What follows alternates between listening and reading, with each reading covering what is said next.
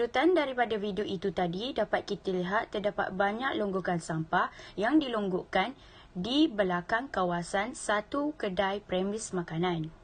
Dapat juga kita lihat keadaan dan persekitaran di premis makanan tersebut berada dalam keadaan yang tidak bersih dan kotor. Maka dari itu, kami, wakil dari kumpulan Likok 456 akan membincangkan tentang kurangnya common sense dalam kalangan para peniaga di premis makanan tersebut. Seterusnya, hadis tentang kebersihan. Kebersihan dalam Islam adalah lambang kemuliaan dan keimanan peribadi seseorang. Sebagaimana sabda Rasulullah SAW, "An-nazafatu minal iman", yang bermaksud kebersihan itu separuh daripada iman. Kebersihan merujuk kepada penjagaan amalan atau teknik yang digunakan untuk pemeliharaan kesihatan dan pencegahan penyakit. Oleh itu, kebersihan berkaitan dengan membersihkan dan membersihkan rumah dan tempat awam. Ia berasal dari perkataan Perancis hygiene. Walaupun perawatan kebersihan telah disebutkan dalam buku-buku kuno seperti Al-Quran atau Alkitab, ubat moden adalah sistematis yang mempraktikkan praktiknya dengan tujuan untuk menghindari penyakit yang disebabkan oleh keadaan yang tidak bersih seperti penyakit berjangkit dan wabak.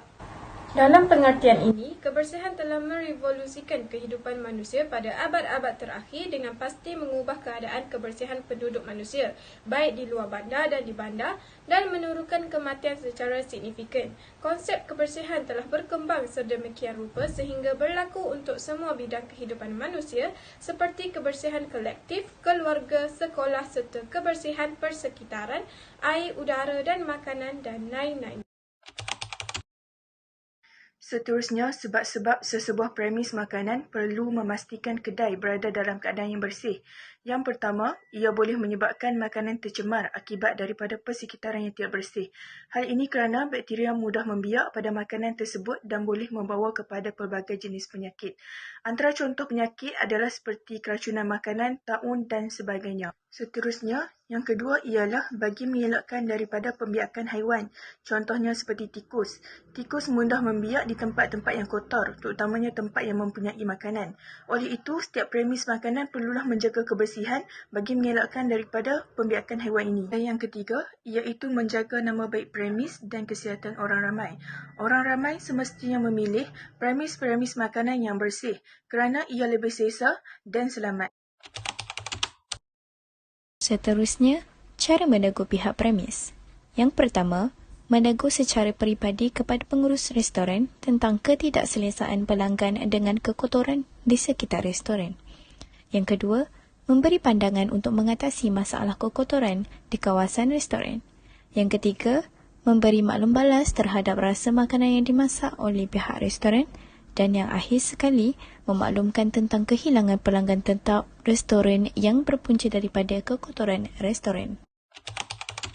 Seterusnya kita kepada kesimpulan. Kesimpulan yang dibicarakan dalam perbincangan kita sebentar tadi adalah yang pertama, sebagai seorang Muslim, kita perlu mengutamakan kebersihan tidak kira di mana saja kita berada bagi mengelakkan penyakit wabak yang tidak diingini. Seterusnya, bagi seorang Muslim, kita perlu mendapatkan kesedaran sivik di mana kesedaran sivik ini akan memberi kita keharmonian dalam kehidupan seharian kita.